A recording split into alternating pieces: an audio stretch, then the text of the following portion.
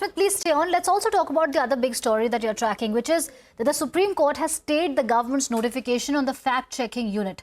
Could you please take us through what the court has said and what does it mean for the government now?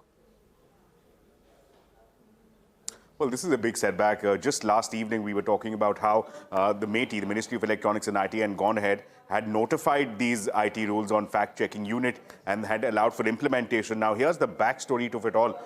The entire issue revolves around fact-checking units under the IT rules. Under the IT rules, the government envisions a government-backed fact-checking unit that will go on social media, will flag false or fake content. Now, the very constitutionality of these IT rules are currently under challenge, is being heard and decided by the Bombay High Court. But in the interim, on the 11th of March, the Bombay High Court had allowed the centre to go ahead and to implement these rules. Now, the implementation of these rules was challenged before the Apex Court. The question that had been raised before the top court is that if these FCU rules are provided for, are implemented, it will mean there will be a freeze on free conversation, on free speech, that coming ahead of the elections, this will only prompt only favourable coverage of the government. There will be no critical commentary on the conduct of the government. On that count, the Apex Court, after hearing about a 90-minute-long hearing, held that there are prima facie more than enough grounds that have been raised by the petitioners for staying the implementation of these IT rules. So a stay order has been issued, and with that, a direction has been issued to the Bombay High Court that